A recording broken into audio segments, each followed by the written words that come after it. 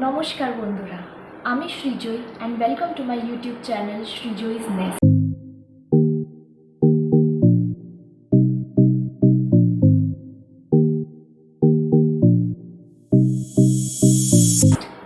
আজ আমি একটা খুব ইন্টারেস্টিং রেসিপি নিয়ে আপনাদের সামনে এসে হাজির হয়ে গেছি। বাচ্চারা হয় মিষ্টি, তারা খেতেও ভালোবাসে মিষ্টি, কিন্তু মিষ্টি হয় আনহেলদি, তাতে হয় মাদের চিন্তা। যদি এমন একটা কিছু প্রসেস থাকে যাতে মিষ্টিও রেডি 10 মিনিটে ঝটপট, আর বাচ্চারাও খুশি, তার সাথে হয় হেলদিও, সেরকমই একটা রেসিপি ওটস বার সন্দেশ নিয়ে আজ আমি হাজির। চলুন দেখে নেওয়া যাক এই রেসিপিটি ঝটপট। ওটস বার সন্দেশ। আসুন দেখে নেওয়া যাক এই রেসিপিটি বানাতে কি কি উপকরণের দরকার হয়। Oats, plain hand roll oats 1 cup, মুড়ি 1/2 কাপ, দুধ 1/4 কাপ, মধু 1/8 কাপ, নুন a pinch, dry fruits 1/4 cup, 1 tablespoon dark chocolate, peanut butter 1/4 cup, আর খেজুর 125 গ্রাম। এটা কিন্তু ওভারনাইট জলে সোক করা আছে। একটি ফ্রাইং প্যান নিলাম, একদম মিডিয়াম গ্যাসে বসালাম। এবার সেই প্লেন ওটসটি আমি ফ্রাইং প্যানে দিয়ে দেব। এর মধ্যে আমি মুড়িটাও মিশিয়ে দিলাম।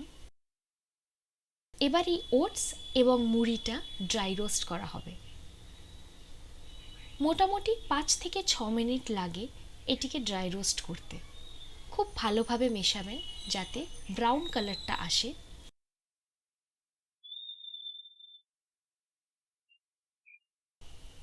ঠিক এভাবে মিশিয়ে নিতে হবে। দেখুন, ঠিক এরকম কালারটি আসবে, একদম হালকা ব্রাউন কালার। এই কালারটি এলেই আমরা একটি বাউলে এটাকে ট্রান্সফার করে দেব। এইভাবে একটি বাউলে আমি এটাকে ট্রান্সফার করে দিলাম।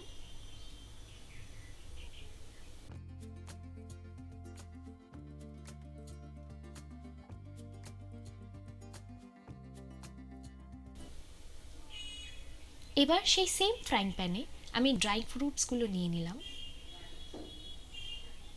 এই ড্রাই ফ্রুটসগুলোকেও আমি ভালো করে মিশিয়ে নিলাম, ড্রাই রোস্ট করে নিলাম। আপনারা চাইলে ক্র্যানবেরি এবং খেজুরও দিতে পারেন। এবার আমি একটি পাত্রে ঢেলে নিলাম।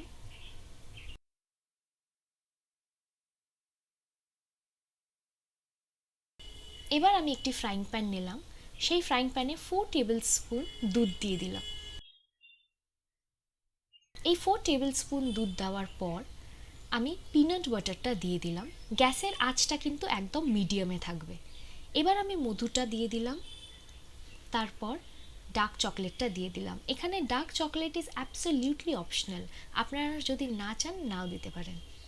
গ্যাসের ফ্লেমটা কিন্তু আবারও বলছি মিডিয়ামে থাকবে। একটু হাইতে হলেই কিন্তু এটা পুড়ে যাওয়ার সম্ভাবনা থাকে।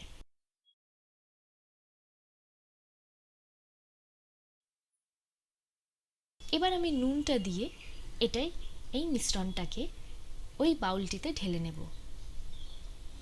তাহলে এই বাউলটিতে আছে ওটস, মুড়ি, ড্রাই ফ্রুটস এবং এই মিক্সচারটা।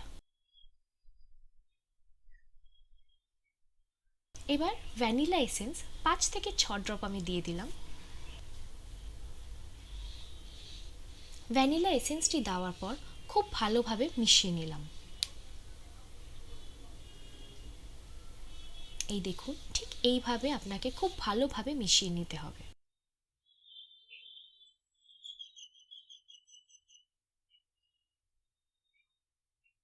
এইভাবেই আপনাকে মিশিয়ে নিতে হবে। এবার একটি মিক্সার গ্রাইন্ডিং জার নিয়ে নিলাম। এর মধ্যে সেই ওভারনাইট সোক করা খেজুরটা দিয়ে দিলাম, তার মধ্যে দুধটিও ঢেলে দিলাম, দিয়ে ঢাকনাটা বন্ধ করে এটাকে ফাইন পেস্ট করে নেব। ঠিক এরকম কনসিস্টেন্সিতে পেস্ট হবে, একটু ঘন, একটু থিক। এবার ওই মিক্সচারের বাউলটাতে আমি এই পেস্টটাকে ঢেলে দিলাম।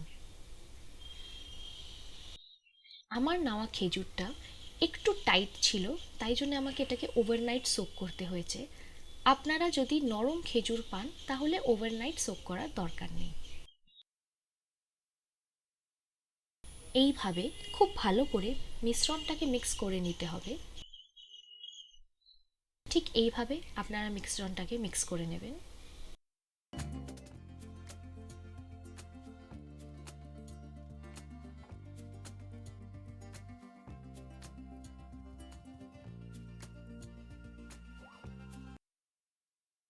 এবার একটি অ্যালুমিনিয়াম প্যান নেবেন। আপনাদের কাছে যদি স্কোয়ার, রেক্ট্যাঙ্গেলের যে কোনো প্যান অ্যাভেলেবেল থাকে আপনারা নিতে পারেন। আমার কাছে এই রাউন্ড প্যানটি অ্যাভেলেবেল ছিল। এবার এই মিশ্রণটাকে সেই প্যানের মধ্যে ঢেলে দিতে হবে।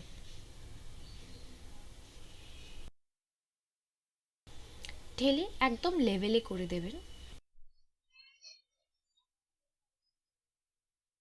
ঠিক এইভাবে লেভেল করে নেওয়ার পর রেফ্রিজারেটরে এটাকে মিনিমাম 5 থেকে 6 ঘন্টা রাখতে হবে।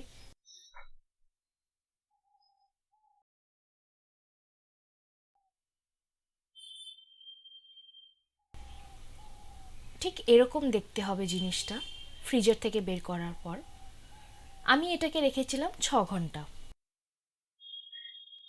আর তারপরেই রেডি আপনাদের ওটস বার সন্দেশ। এইভাবে এটাকে পিস করে কেটে নেবেন আর সার্ভ করবেন।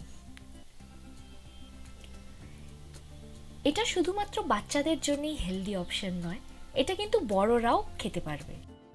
এটার মধ্যে যদি আপনারা একটু গ্রানোলা মিশিয়ে দেন তাহলেই হয়ে যাবে গ্রানোলা ওটস বার। তাহলে দেখলেন তো কত ইজিলি বানিয়ে নেওয়া গেল এই রেসিপিটি। খেতেও দারুণ, তার সাথে পুষ্টিও গেল শরীরে, আর তার সাথে বাচ্চারাও হলো খুশি। একটু আমিও ট্রাই করি খেয়ে।